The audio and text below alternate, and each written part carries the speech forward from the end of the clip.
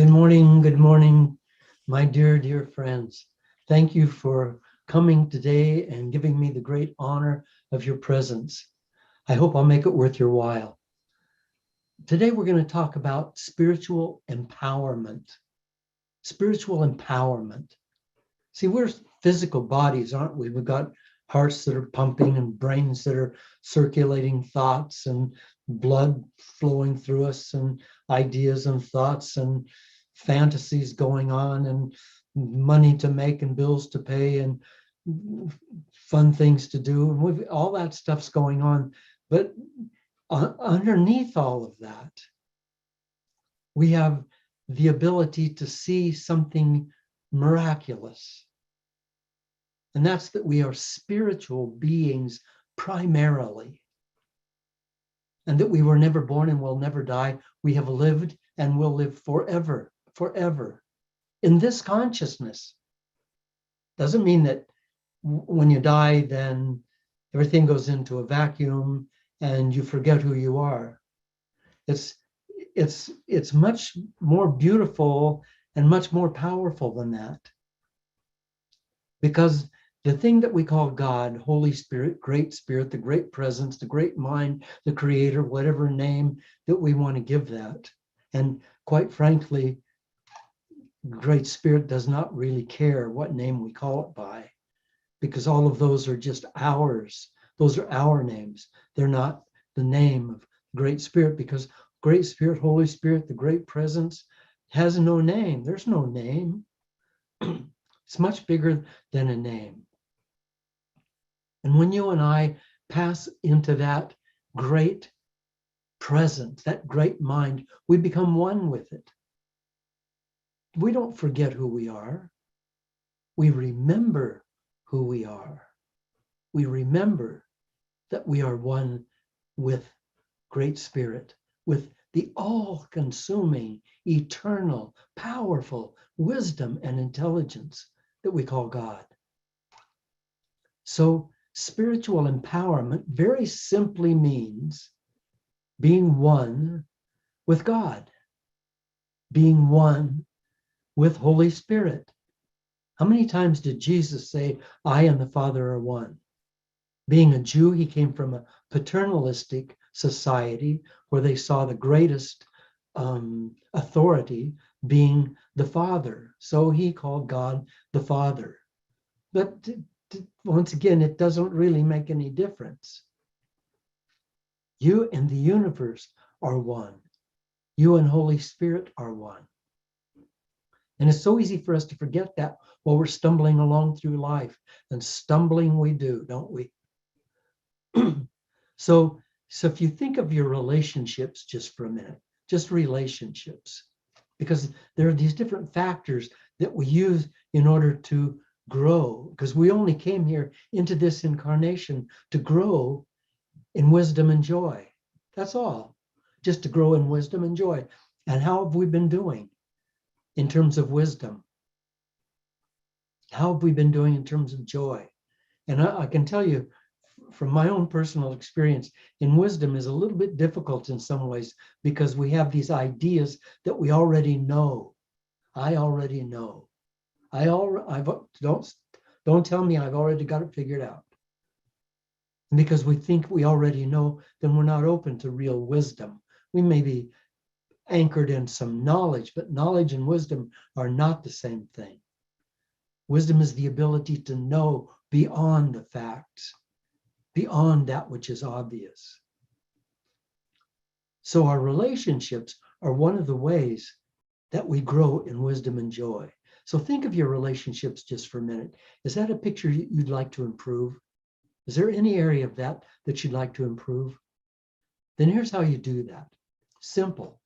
Just send yourself to that person or those people. Just send yourself to them, packaged in spiritual love, which is complete total acceptance, complete total respect, complete total affection, and complete total support.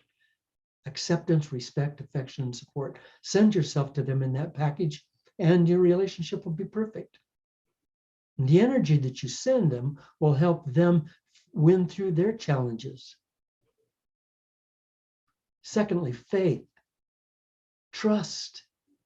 That's the knowledge that we are each of us, a child of the universe, a child of a living presence. We're not here by accident.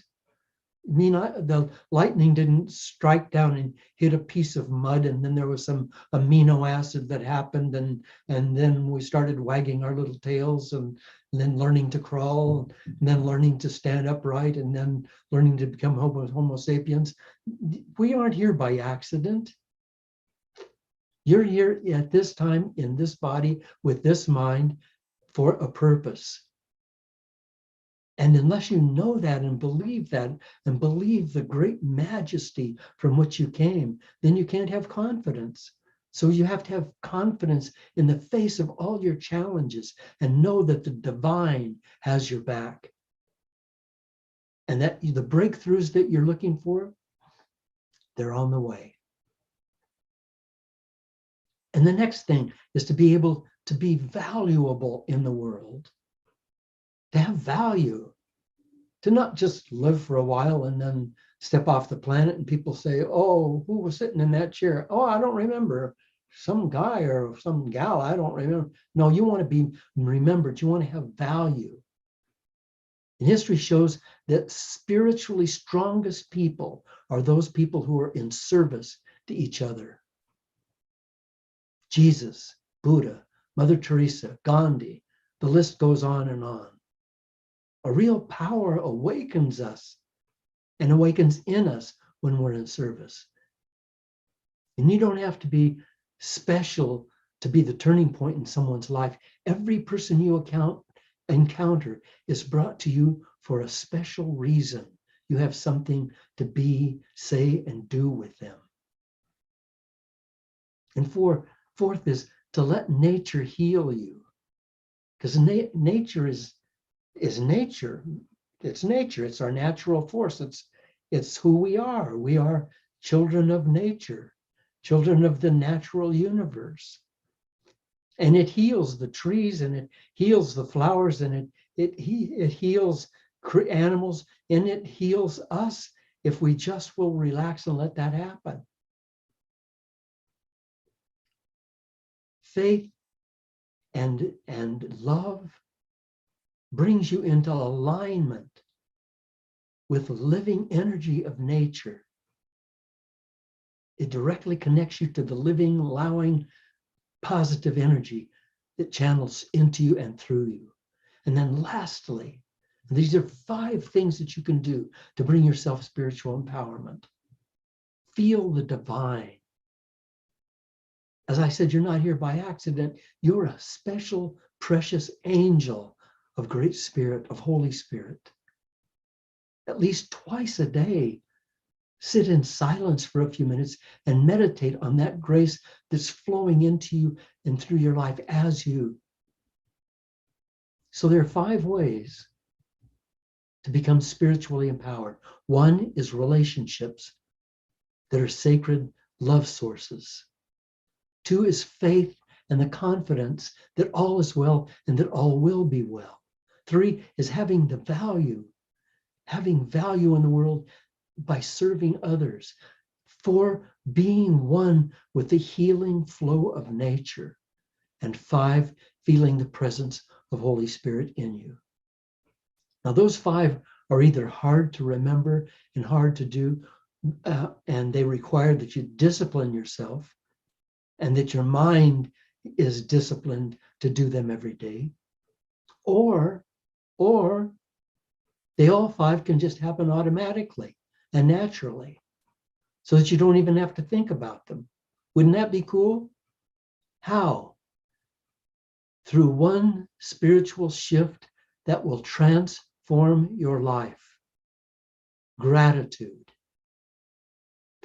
When it's sincere and constant, it brings us joy, freedom, trust, and greater self-confidence. We don't stay level in life. Life is not a level place. We don't kind of learn to crawl, then learn to walk, then go to school, then get out of school, then get married, and then we get to this place where, boy, I finally made it. Now my life is even. There is no such place as even. We're either sliding down or we're sliding up. We're either spiraling upward or we're spiraling downward. We're either growing in joy and freedom and trust and self-confidence, or we're spiraling downward in inward, in avoidance and anxiety and unworthiness. Gratitude becomes a habit, and it spirals us upward into the light constantly. That's what gratitude does. When you look back over your life right now, what are the most dominant memories, the most dominant feelings that you can recall? The dominant ones are not filled with gratitude. If the dominant ones are not filled with gratitude, then you have some work to do. Because the dominant ones need to be filled with gratitude. I remember when I was younger, I was hiking alone into the high country in Oregon, and I was way up in the Alps, and I came to a ledge, and I sat down on the ledge with my feet hanging over, and I looked down below me, and there was a meadow. It was a steep cliff, and there was a meadow, and there was a great stag with an enormous set of antlers moving around on that meadow. And I looked up and I could see the forest beyond, and then beyond that I could see more mountains, and then I could see beautiful cumulonimbus clouds stacked like white castles against a cobalt blue sky. And I looked down and I was so lonely. I felt so lonely. But I said, if I could just share this with someone, if I could just tell somebody what I'm seeing. And since then, I've told this story several times. And so I tell it in gratitude. I am so grateful for that memory, so grateful that it's still in me, and that it's still blessing me, and that it's still refreshing my soul. There was a meadow in another place high in the New Mexico mountains. And a lot of us think of New Mexico as a desert, but the Colorado Rockies extend into New Mexico. And my grandfather had a ranch, and my uncle had a logging business and a home high in the mountains, really high, deep snow in wintertime, high, beautiful country. And I remember hiking to the top of the highest place with my pack and my bedroll, and I came out into a little meadow, and just up in the top, it was in the autumn of the year, and the cool autumn winds were already starting to blow. The sky was blue, and the meadow was so silent, so quiet. And there was a little cabin that somebody had built on the meadow. And it was partially dilapidated, but I could still get in it. And that few days that I spent in that meadow, in the silence, I like to call that the place where the gray stag stood and watched the birth of time. It was just a magnificent memory. I'm so deeply thankful for that. Now we have opportunities here. We go forward with opportunities to be and do and have things, but we can't do any of those unless we have the ammunition, unless we have the winds inside of us. And that's gratitude. That's where empowerment comes from. To be totally grateful for even the smallest thing that happens, because that makes us powerful, and it makes us able to reach out to other people. Do you want to be a healer? To be a spiritual leader? Well, here's the great news. Our gratitude not only affects us, but it uplifts and heals those around us. We're all wired together spiritually. And when we live in honest gratitude, we're bathing others in our positivity. By living each day in gratitude, not only are we expanding our personal power and expanding ourselves inside, We're bringing light into the darkness of others.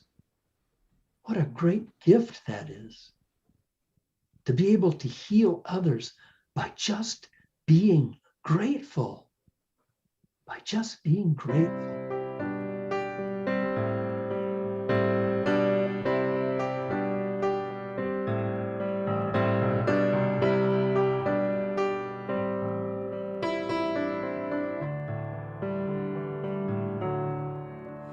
When you're grateful, the world comes alive. When you're grateful, you realize that there's love all around. When you're grateful, when you're grateful, there's love in your heart. When you're grateful, you light up the dark and you shine all around. When you're grateful, you will be a light shining in the darkest night. As you following your dreams, they can come true. You can be a gift when another needs a lift. You can give them strength to see them through. Oh, when you're grateful, joyfulness shows. When you're grateful, your cup overflows and you shine all around.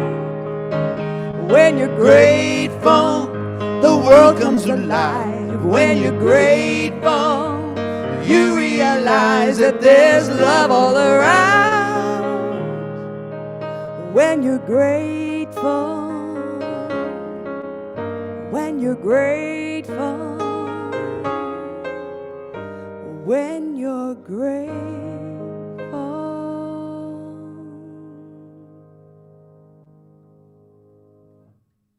I remember something that I'm so grateful for. This is one of my greatest memories. I was a sea captain and I had pulled our vessel in behind an island, and there was a hurricane going on. I didn't want to get us into this hurricane, but I knew the direction from which it was blowing. So I pulled in behind an island into a little cove, and you could look up at the top, up over the top of the hills, and you could actually see the air streaming by and the screaming of the hurricane. But in that cove, it was quiet, completely quiet. And what I didn't know is that the cormorants, those great birds that they fly kind of like geese, but the cormorants who lived in that island knew that the hurricane was coming, and they all flew to the mainland. I didn't know that about the birds, but they all flew to the mainland. Now the hurricane was gone. It was toward evening. And just listen to this. As the sun was going down in the west, out past the island, I couldn't see it. But the sunset was amazing. And a full moon was coming up in the east. And the full moon was colored by the sunset, so that it was a pinkish orange moon rising. And I was up on the high deck. And I looked out, and the cormorants were coming back. And they were coming, they fly in V's like geese, and they were coming back, and I was up on the high deck, and they were coming back even with me and below me, and I could hear their wings. And we had an incredible sound system. And I put on a tape by Neil Diamond called Skybird. And it was the most, it started to rain, very softly rain. And in that soft rain, with the birds going by and Neil Diamond singing, in that beautiful cove, with this moon coming up, orange and gold, and I was so moved to tears. And I ran down into the salon, and everybody in there they were playing cards, playing poker and stuff. And I said, "Listen, everybody, you've got to come up on the upper deck right now. You've got to." And so, they all kind of came out and grudgingly came up the ladder, up the stairwell, up onto the upper deck, and they're up there, and they're going, "Yeah, what?" and the music's still playing, and the birds are still coming by. And I said, look at the moon. They said, yeah, okay, yeah, what? And then a woman said, I just washed my hair, thank you. And they all went downstairs, except for one woman who I wish today that I remembered her name. She was a writer for a magazine, and that's why she was aboard. And she stood there with me for a little while, and she said, I see what you're seeing. I see it. And then she went downstairs. And I sat alone on the upper deck until it got dark. At that time, I was really saddened, almost heartbroken that they didn't get it. But I'm not now, because I think you get it.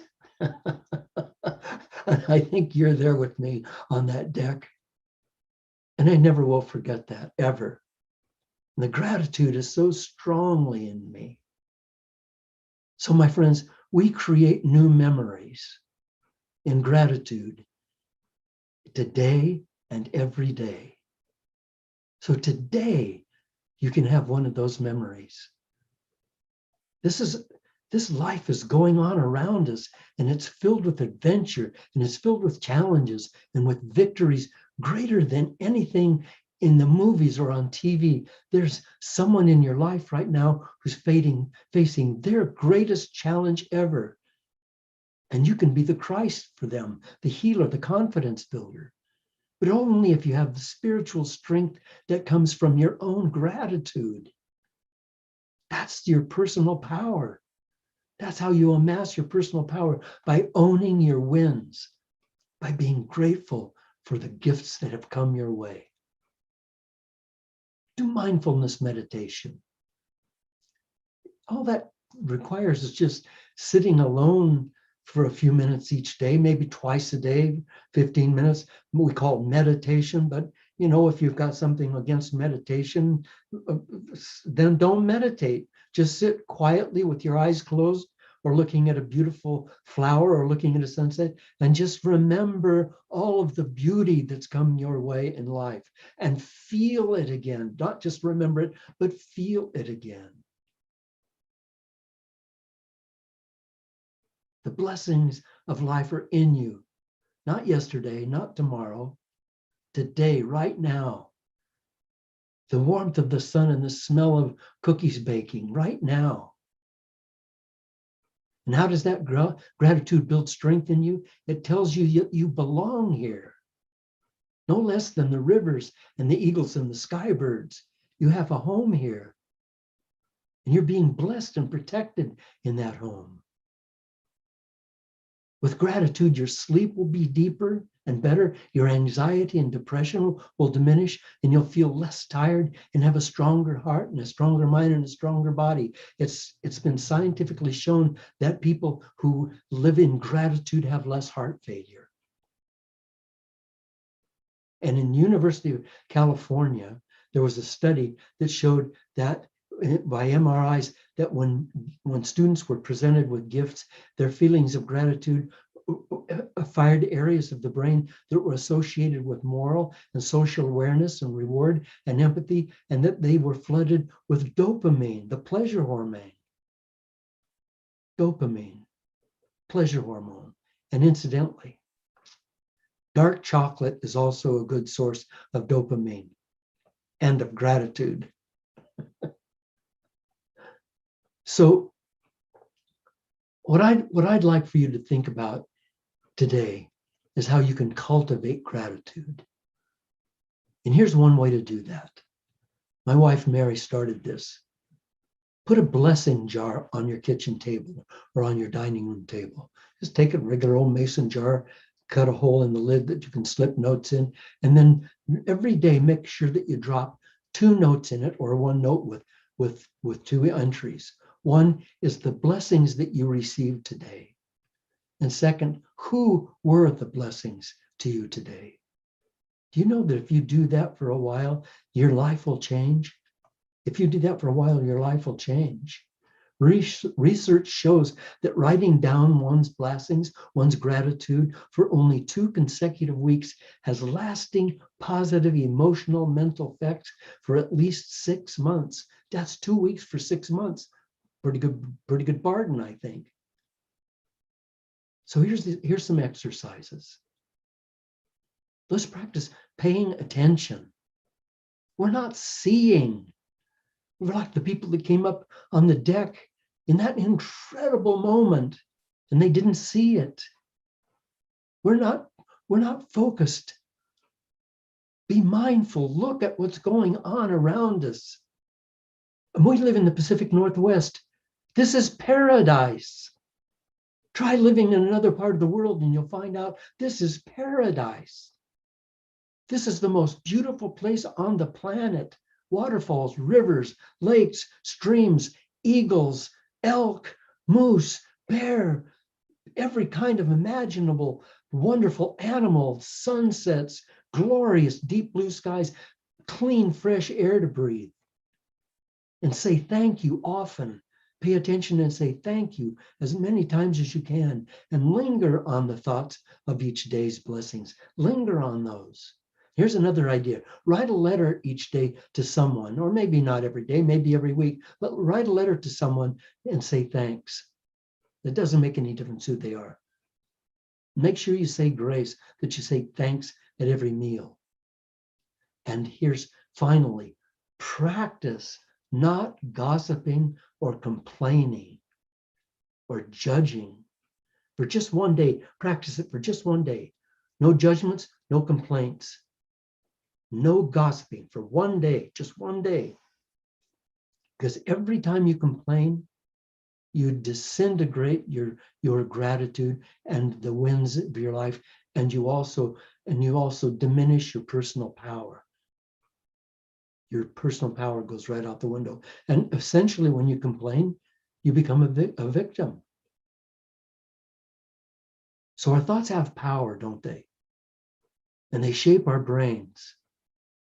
And the more conscious we are about perceiving an experience as being positive, the more this perception will generalize into other parts of the brain.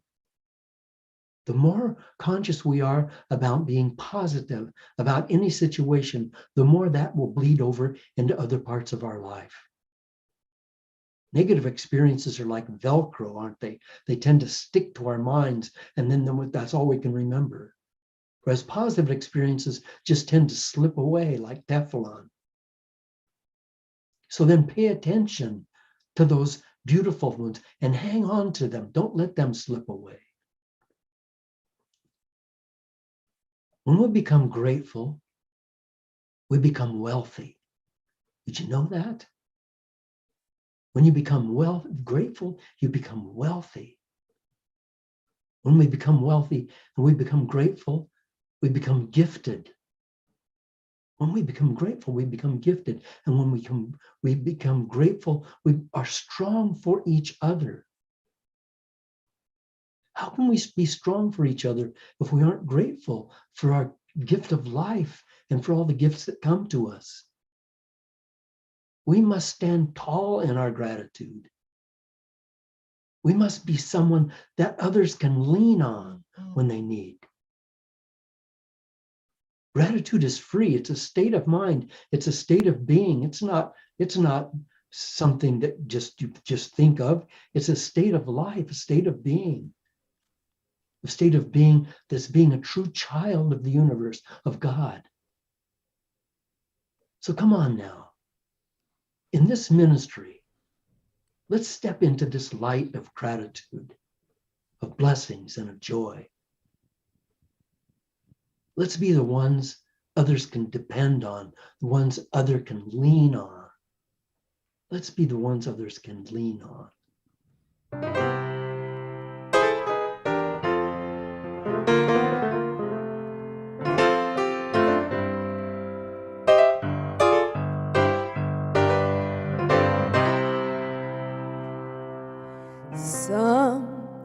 Sometimes in our lives, we all have pain. We all have sorrow.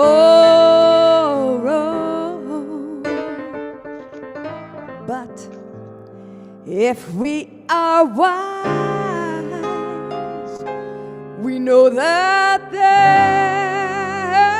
there's always tomorrow.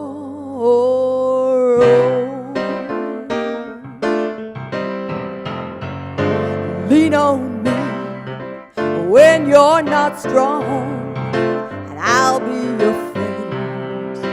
I'll help you carry on, for it won't be long till I'm gonna need somebody to lean on. Please swallow your pride if I have things that you need to borrow, for no one can fill those of your needs that you won't let show. You just call on me, brother, when you need a a hand. hand. We all need somebody to lean on. I just might have a problem that you'll understand. We all need somebody to lean on. Lean on me when you're not strong, and I'll be your friend. I'll help you carry on, for it won't be long till I'm gonna need somebody to lean on.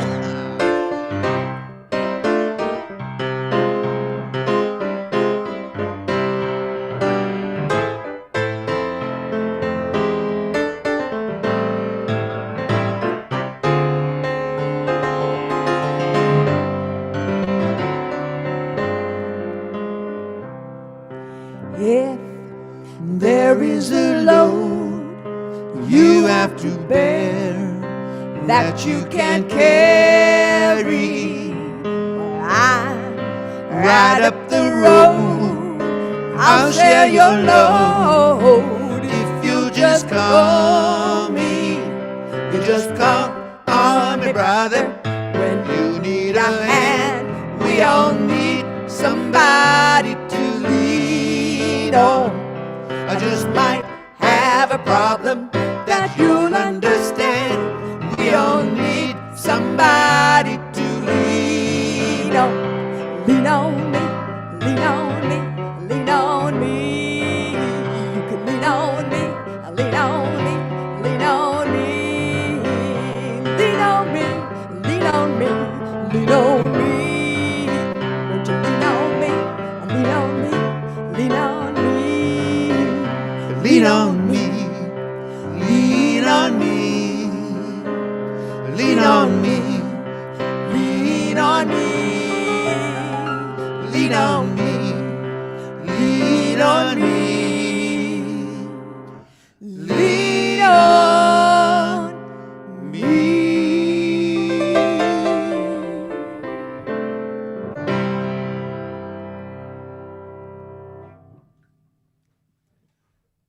Thank you. Oh, thank you so much. So beautiful. So incredibly beautiful. Thank you. Thank you. My dear friends, we're building a more powerful, by day, a more powerful ministry here. And what we're doing with this ministry, because we have a purpose. And our purpose is to reach out into the darkness. And there's a bunch of darkness in this world. People who are lost or confused, and people who don't realize how much personal power they have to transform reality. I mean, you know those people. There's a lot of people who are a little bit victimy and who are, I don't say that maliciously or negatively, they don't know better. They don't know how much they're gifted with personal power, the spiritual power that runs through them. And our ministry here is to reach out into those places and reach those people and remind them and encourage them that the glory of a beautiful life is waiting for them. And it's not easy. They have to be willing to do a little bit of work, but we are here to help. And that's our ministry. And we'd love for you to help us and be part of that team. We have a lot of questions, Bob. So let's see. Okay, this is an anonymous person. They said, hello there. Would you please ask Bob to explain how we do mirroring each other? And when we see something that bothers us from someone, how does this apply to mirroring? Well, that's a good question because we hear a lot about that, is that what I see in somebody else that I don't like is actually what I see in myself. I think that's what you're talking about by mirroring. It doesn't necessarily mean that that's what I see in myself. What it might mean is that it's something that I have not yet, that I have not yet forgiven. For instance, something that I saw someone else do, or someone abused me or maligned me in some way, and now I see that in someone else and it bothers me. It would be a mistake to think that all of those are mirrors of who I am that I haven't yet come to terms with. It could be that it's a mirror of someone else that I haven't yet come to terms with, but it's certainly not fair to this new person for them to have to pay for the sins of someone else. So what we need to do is always be, because we talked about gratitude today, a very big part of gratitude is forgiveness. And an acronym for forgiveness is acceptance. We need to be able to accept completely and totally what is before what can be will occur. Let me repeat that. We must accept unconditionally what is before what can be will appear. So don't worry about that someone's mirroring back to you something about you. It's just something that you need to handle, maybe in your past. Be willing to do that. Thank you for that question. Thank you, Bob. Now, Bill asked this question: how do I know I'm doing God's will and not my will? Oh, that's real easy. That's real easy, Bill. God bless you. That's because if whatever you're doing with love, you're doing God's will. If it's making cookies, if it's washing dishes, if it's mowing the lawn, if it's driving to work, whatever you're doing, if your heart is filled with love and appreciation, if you're saying to yourself, I am right here, right now, in this moment, experiencing life and feeling the bounty of love inside of me, then you're doing God's work. That's real easy. Thank you, Bill. Good question. And our next question comes from Randy. Can being grateful for a disappointment help us find the silver lining? Oh, yeah, Randy, that's a really great question. Disappointments are commonplace in life. Commonplace. Here's the real tragedy, and I really think it's the greatest tragedy, is that people let disappointments decide their futures. I know people who won't get vaccinated because they heard somewhere, or maybe they had a bad experience with a vaccination earlier on, or they heard, and so they have it in their mind that won't work. I know people who won't have another relationship with another man or another woman because they've been hurt before. And so those disappointments set up a pattern in our life of continual failure. They set up a pattern of, so I got disappointed. So I was married, and the person that I was married was really nasty and mean to me. And I tried as hard as I could. I worked as hard as I could. I really loved this person, but it didn't work out, and I had my heart broken. And not only that, but I lost a bunch of my property, and my name got destroyed with a lot of my friends. And it was just a terrible, terrible, terrible thing. And I was deeply, deeply disappointed. So disappointed. And so if I don't get over that, then that decides how I go to the next step. And so what I need to do is see that disappointment, as painful as it is a gift. If I lift weights, when I lift weights, if I'm building muscle, it gets to the place where it hurts. When you come to a place where you're disappointed, go on. Go on. Every disappointment is a step toward success. And you can't get to the success without a number of disappointments. We need to be thankful for our disappointments and put them in a blessing box. I talked about the blessing jar that Mary puts on the table. Make sure that you put some disappointments in there as blessings, because those are, I don't want to call them lessons because we've overused that word, but those are strengthenings and corrections within us. It corrected our course. My course was like this, and it brings me back onto the straight and narrow. And I'm grateful for that. That's what those disappointments are. Be grateful for them. Thank you, Randy. And Barbara Lee asked this question. Can you please touch on how the universal law of gratitude works for situations in general with negative events that may happen where it might be challenging to feel grateful? The answer to that is very much like the last one. Those negative events are negative. I'm going to take a minute with this, so stick with me. They're negative relative to positive. They're not negative within themselves. If that was the only event that ever happened, ever in your life, then it wouldn't be negative. It'd just be an event. It's only negative relative to positive. Now, this can be a little bit metaphysical, so stay with me.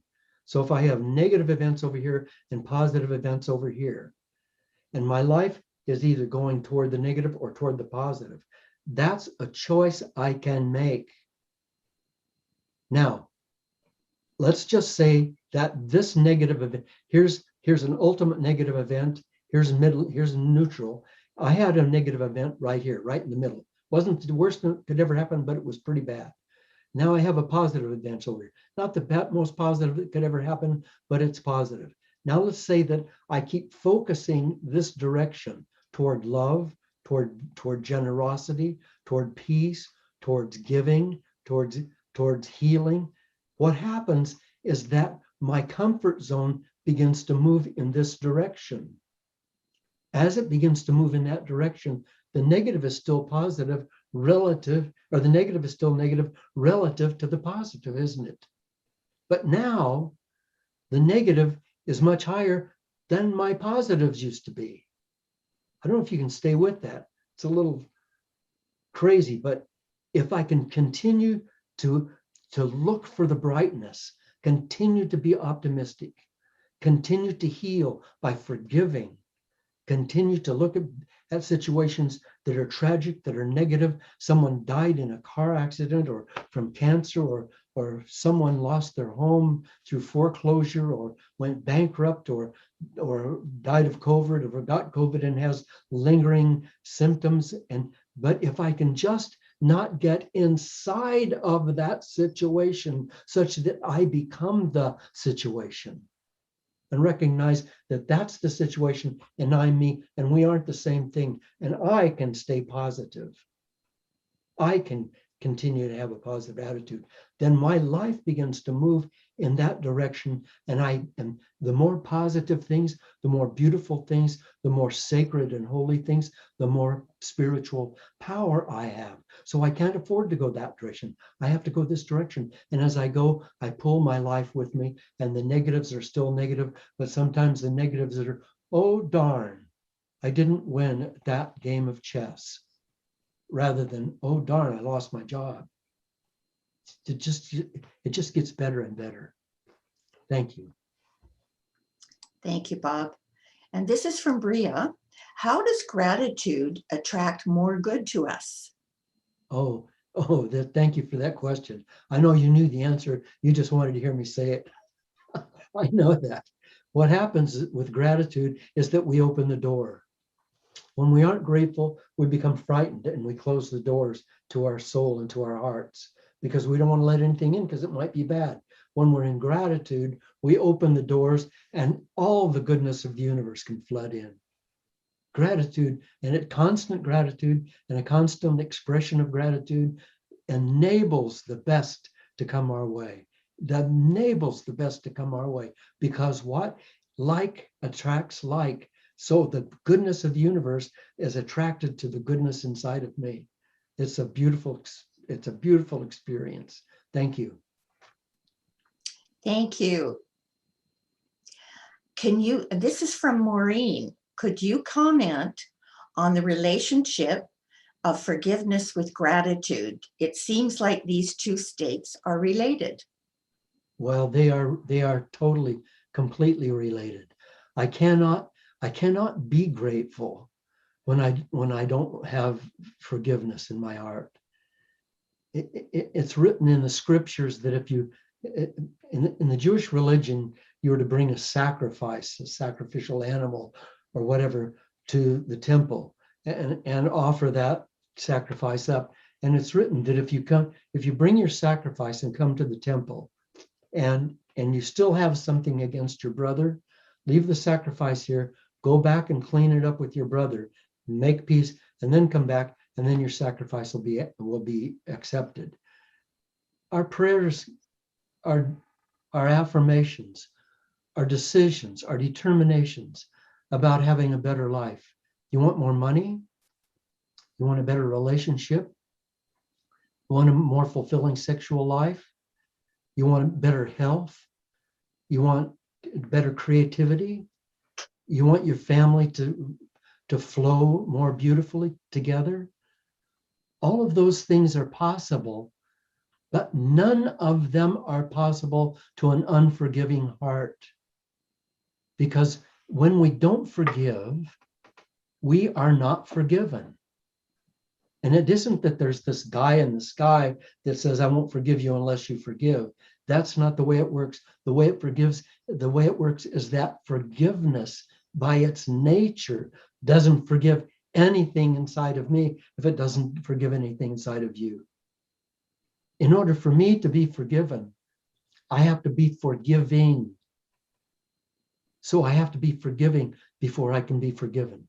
And unless I'm forgiving and forgiven, there's no such thing as abundance, and there's absolutely no such thing as gratitude. Gratitude comes from the word grace.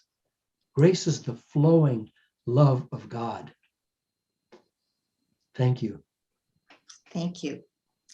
And Sean asks, how do we make positive feelings stick like Velcro and negative ones slip away like Teflon?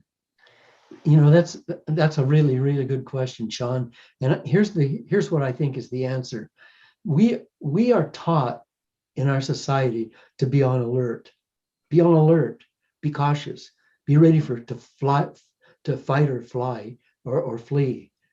We're taught that we have to watch out for danger. Look out for danger. Oh my God, terrible thing happened the other day to a little child, or to a woman, or to a man, or to a family, or to a country, or people starving, or whatever. We're taught to watch out for that. And so there's a little alarm bell goes off inside of us.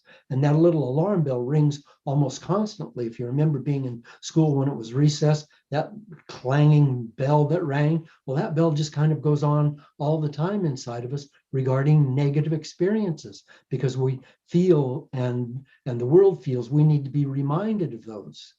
If we make positive experiences more important to us than negative experiences, daily, make them more important. Somebody says this terrible thing happened, then you automatically think, yeah, and also this good thing happened. If you can do that, after a while, those good things start sticking like Velcro, because you become the person of positivity. You become the person of gratitude. Thank you.